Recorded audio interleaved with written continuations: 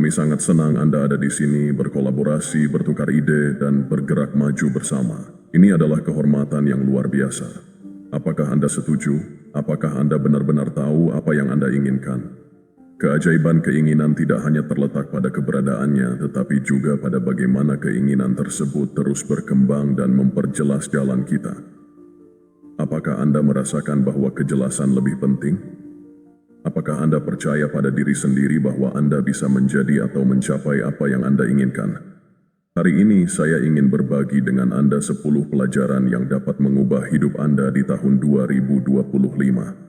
Tetapi pertama-tama, izinkan saya menjelaskan bahwa ketika saya mengatakan fokus hanya pada diri sendiri, saya tidak berbicara tentang keegoisan atau mengabaikan orang lain. Sebaliknya, hadiah terpenting yang dapat Anda bawa ke keluarga, pekerjaan, dan dunia adalah menjadi versi terbaik dari diri Anda sendiri. Untuk melakukan itu, Anda perlu mulai fokus pada pekerjaan Anda, pada diri Anda sendiri, dan membangun diri Anda. Jadi, berhentilah fokus pada orang lain dan bersiaplah untuk mengeksplorasi 10 pelajaran berharga yang akan membantu Anda fokus hanya pada diri sendiri di tahun 2025. Ingat, jika Anda beresonansi dengan pesan ini, tinggalkan komentar yang mengatakan, "Saya hanya fokus pada diri saya sendiri" sebagai penegasan yang kuat. Jangan lewatkan salah satu pelajaran karena masing-masing adalah permata di jalan untuk menjadi versi terbaik dari diri Anda di tahun 2025. Pelajaran nomor 1, perjalanan menemukan jati diri dan harga diri. Bukan hal-hal yang mengganggu kita, tetapi pandangan yang kita ambil tentang hal-hal tersebut. Kutipan dari Epictetus ini bukan hanya pengingat kuat tentang bagaimana kita harus memahami harga diri kita dan menanggapinya. Di dunia di mana kondisi eksternal terus berubah, mempertahankan keadaan tanpa syarat adalah kunci untuk mencapai keseimbangan dan kedamaian batin. Bayangkan sumber energi yang mencakup semua makhluk yang mencintai, memahami, dan mendukung Anda. Tidak peduli siapa Anda atau di mana Anda berada. Ini adalah konsep tentang nilai tanpa syarat yang dimiliki oleh setiap orang. Sayangnya, dalam kehidupan sehari-hari, kita sering melupakan kebenaran ini dan membiarkan nilai kita diukur berdasarkan pencapaian, keadaan, atau pendapat orang lain. Padahal, kebenarannya adalah bahwa nilai Anda tidak bergantung pada kondisi eksternal, tetapi ada secara alami dan abadi, tidak memerlukan validasi dari dunia. Namun manusia memiliki kecenderungan untuk membiarkan emosi ditentukan oleh keadaan. Contohnya, ketika Anda menghadiri acara kumpul keluarga di mana setiap orang menginginkan suasana yang menyenangkan, tetapi tempatnya sempit dan tidak ada cukup kursi. Alih-alih menikmati hubungan dengan orang-orang terkasih, Anda mungkin dengan mudah membiarkan ketidaknyamanan menguasai pikiran Anda. Dalam situasi yang tampaknya sepele ini, kita melihat bagaimana kondisi eksternal mempengaruhi suasana hati dan tindakan kita. Di sini, filosofi Stoik menyarankan kita untuk fokus pada apa yang dapat kita kendalikan, sikap dan reaksi kita. Untuk menjaga keseimbangan, Anda perlu mengembangkan kebiasaan memperhatikan emosi Anda dan menyesuaikannya, alih-alih didominasi oleh kondisi. Ini tidak berarti mengabaikan keadaan, tetapi memilih bagaimana merespons dengan cara yang melindungi kedamaian batin Anda. Keraguan adalah faktor yang mengguncang fondasi nilai tanpa syarat. Keraguan muncul ketika Anda percaya pada sesuatu yang bertentangan dengan sifat sejati Anda. Dengan berfokus pada nilai-nilai nyata, seperti cinta dan harga diri, Anda dapat menghilangkan keraguan bahkan sebelum keraguan itu terbentuk.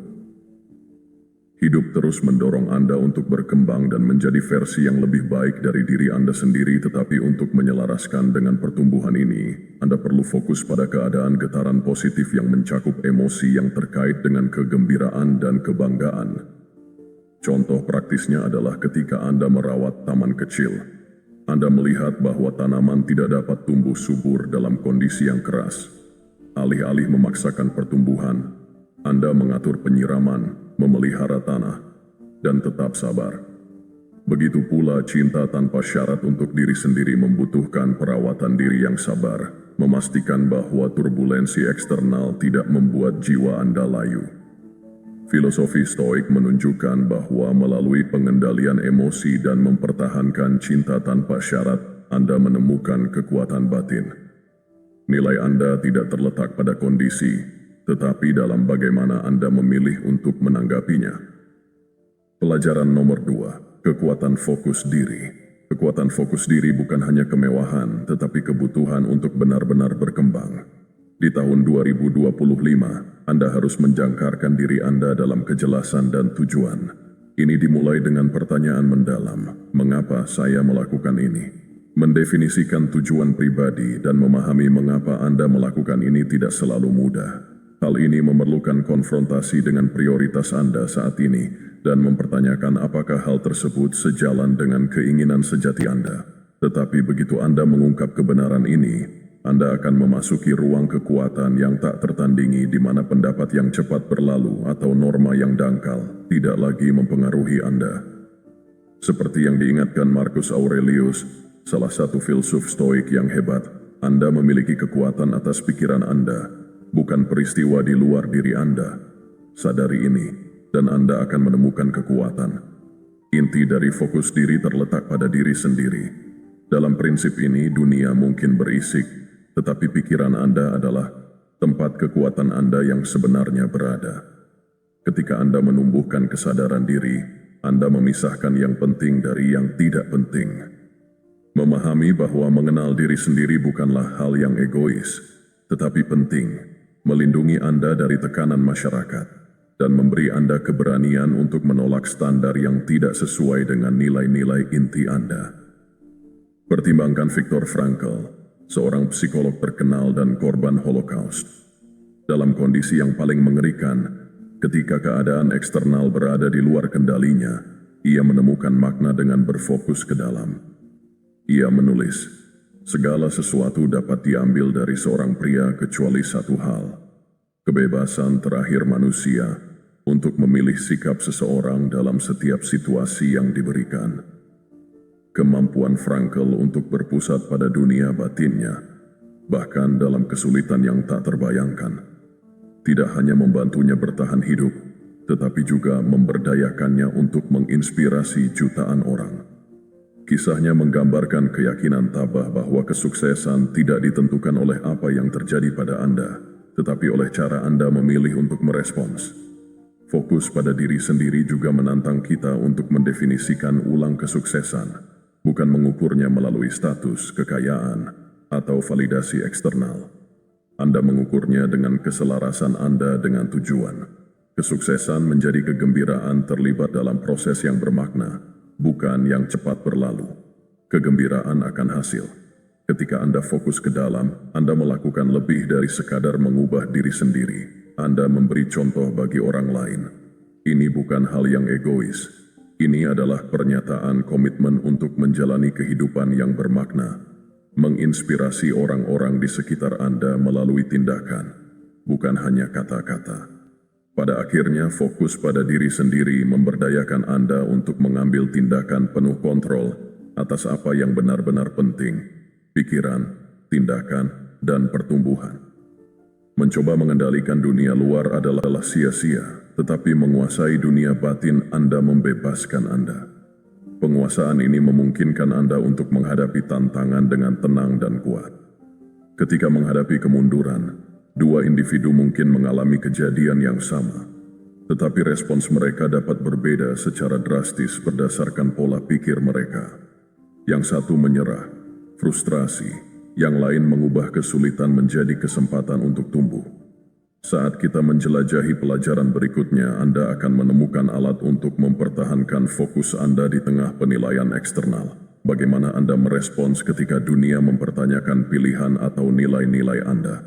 Nantikan saat kita mempelajari lebih dalam seni berdiri teguh dan tidak goyah dalam menghadapi kritik. Pelajaran penting lainnya dari kebijaksanaan abadi Stoicisme. Pelajaran nomor 3, menangani kritik dan tetap membumi.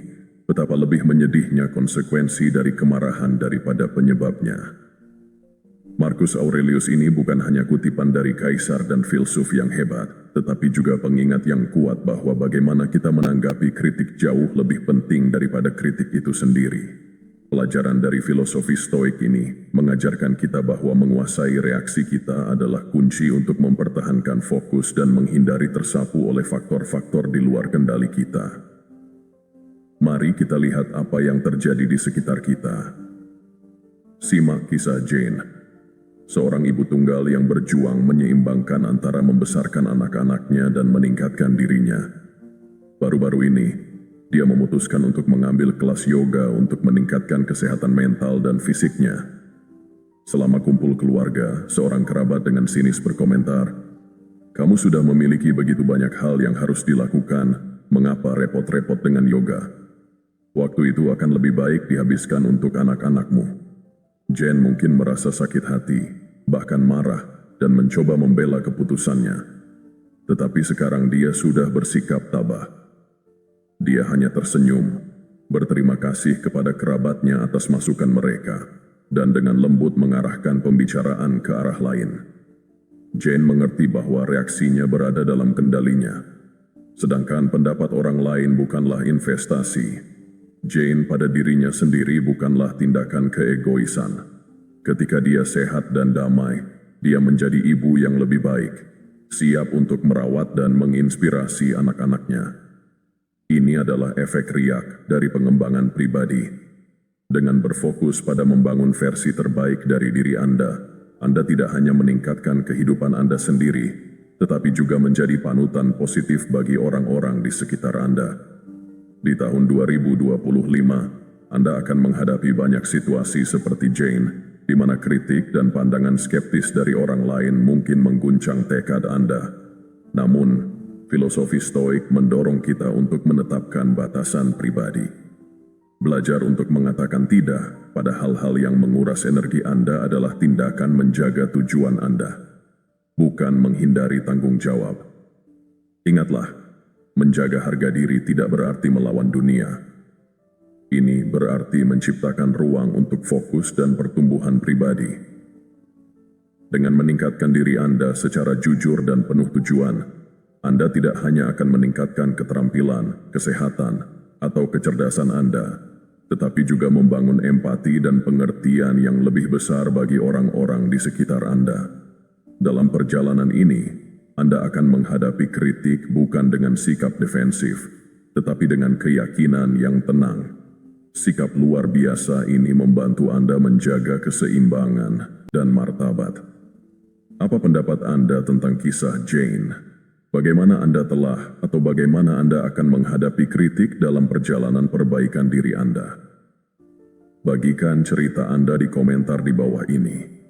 Mungkin bisa menjadi sumber inspirasi yang bagus untuk komunitas kita. Pelajaran nomor 4, mengubah hal negatif menjadi motivasi. Pernahkah Anda bertanya-tanya bagaimana mengubah penilaian negatif dan kritik dari orang lain menjadi motivasi yang kuat untuk bangkit? Kita sering menghadapi situasi yang mengecewakan, kata-kata yang merendahkan, pandangan sinis, atau bahkan keraguan dari dalam.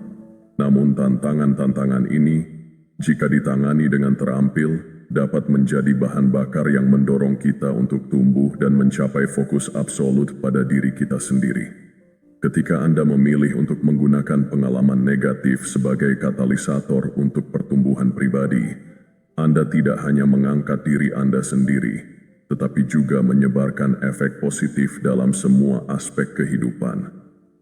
Pengembangan pribadi itu seperti menanam benih di dalam jiwa, secara bertahap mengembangkan kemampuan berpikir kritis, kreativitas, dan pengambilan keputusan. Setiap kali Anda menghadapi kesulitan, Anda mengasah kemampuan beradaptasi dan membangun fondasi yang lebih kuat untuk masa depan. Pertimbangkan kisah seorang atlet muda yang terus-menerus diremehkan. Alih-alih menyerah, ia berlatih keras, melampaui batasnya setiap hari. Melalui kegigihan, dia tidak hanya mencapai kemenangan kecil, tetapi juga mengembangkan keyakinan yang kuat pada kemampuannya. Kepercayaan diri ini terpancar dan mempengaruhi bagaimana orang lain memandangnya, membuka peluang baru. Ini bukan kisah yang jauh, tetapi perjalanan hidup nyata Cristiano Ronaldo, seorang pemain bola yang pernah meragukan kemampuannya. Berkat disiplin diri, ia mengatasi semua prasangka untuk menjadi ikon global. Pertumbuhan pribadi juga meningkatkan kecerdasan emosional dan keterampilan komunikasi yang efektif. Ketika Anda memahami dengan jelas nilai-nilai Anda sendiri, Anda menjadi lebih sabar dan berempati dalam hubungan pribadi dan profesional. Sementara itu, mempelajari keterampilan baru dan mengalami hal-hal yang berbeda menumbuhkan kreativitas, faktor penentu dalam dunia modern kita yang terus berubah. Pikirkan pengembangan pribadi sebagai investasi jangka panjang. Setiap buku yang Anda baca, setiap keterampilan yang Anda peroleh, dan setiap kesulitan yang Anda atasi adalah batu bata yang membangun masa depan yang berkelanjutan. Di tahun 2025, ketika dunia menuntut adaptasi yang konstan dan inovasi, Anda akan menyadari bahwa hal-hal kecil yang Anda kerjakan secara konsisten hari ini adalah fondasi untuk menonjol dan berhasil. Salah satu pelajaran terbesar dari filosofi Stoik adalah membebaskan diri Anda dari ketergantungan pada validasi eksternal. Ingatlah bahwa nilai Anda tidak ditentukan oleh jumlah pengikut, gelar yang Anda raih, atau standar sosial yang dipaksakan kepada Anda. Justru, ciptakan definisi kesuksesan Anda sendiri, berdasarkan pada hasrat dan nilai-nilai intrinsik Anda. Negativitas bukanlah musuh. Itu hanyalah sebuah ujian dalam perjalanan perbaikan diri Anda. Perlakukan setiap penilaian sebagai latihan mental. Setiap tantangan yang Anda atasi akan membuat Anda tumbuh lebih kuat, lebih percaya diri, dan lebih dekat dengan versi terbaik dari diri Anda. Anda tidak membutuhkan pengakuan dari orang lain. Anda hanya perlu fokus pada diri sendiri dan perjalanan Anda. Tahun 2025 adalah waktu yang tepat untuk memulai, dan Anda akan menjadi bukti nyata dari transformasi itu. Pelajaran nomor 5, strategi untuk pertumbuhan pribadi yang konsisten. Dalam perjalanan pertumbuhan pribadi kita, kuncinya bukanlah untuk memenuhi standar yang ditetapkan oleh orang lain, tetapi untuk menemukan nilai dalam diri Anda sendiri. Filsuf Stoik Seneca menekankan bahwa bukan orang yang memiliki terlalu sedikit, tetapi orang yang menginginkan lebih dari yang miskin. Wawasan ini berfungsi sebagai landasan untuk berfokus pada diri sendiri dan mendorong pembangunan berkelanjutan. Apakah Anda sering bertanya pada diri sendiri, apakah pencapaian pribadi Anda cukup baik? Jangan biarkan diri Anda terjebak dalam jaring perbandingan dan penilaian dari orang lain. Ketika Anda berhenti berusaha untuk mendapatkan pengakuan eksternal, Anda akan merasakan penurunan kecemasan yang membuka jalan bagi kreativitas dan kepuasan sejati. Ingatlah bahwa kesuksesan bukanlah penerimaan masyarakat, tetapi kepuasan diri sendiri terhadap jalan yang telah dipilih. Steve Jobs ketika dipecat dari Apple tidak berkubang dalam penderitaan atau memenuhi harapan orang lain. Sebaliknya, dia berfokus pada nilai-nilai sejatinya, membangun Pixar, dan selanjutnya hanya untuk kembali lebih kuat daripada sebelumnya. Ia tidak membiarkan pengakuan atau kritik menentukan harga dirinya. Dia hidup dengan filosofi Stoik. Ketika Anda mencari persetujuan dari hati nurani Anda sendiri, Anda menemukan kebebasan. Jadi pada tahun 2025, berhentilah mengejar ketenaran atau keuntungan jangka pendek, dan fokuslah pada apa yang benar-benar membawa makna dalam hidup Anda. Ketika Anda menempatkan gairah di pusatnya, Anda tidak hanya meraih kesuksesan, tetapi juga merasakan kepuasan yang lebih dalam. Biarkan perjalanan Anda menjadi bukti nilai-nilai yang Anda kejar. Hanya ketika Anda benar-benar tulus dan bebas dari obsesi dengan penerimaan, Anda dapat menciptakan hubungan yang langgeng. Melepaskan kebutuhan untuk disukai akan membantu Anda membangun koneksi yang lebih dalam dan lebih bermakna.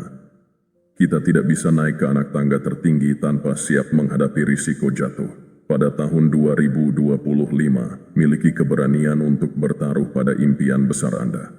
Jangan biarkan rasa takut gagal atau penghakiman orang lain mencegah Anda menjalani hidup sepenuhnya. Sebelum kita menyelami 5 pelajaran berikutnya, bolehkah saya meminta bantuan kecil kepada Anda? Jika Anda menikmati apa yang telah Anda pelajari sejauh ini dan sedang tersenyum, tekan tombol suka. Dan hei, jika Anda belum berlangganan, juga mengapa tidak? Ketika Anda suka dan berlangganan, Anda memberitahu YouTube Hei, konten ini luar biasa, yang membantu menyebarkan energi positif ini ke lebih banyak orang yang membutuhkan sedikit motivasi seperti Anda.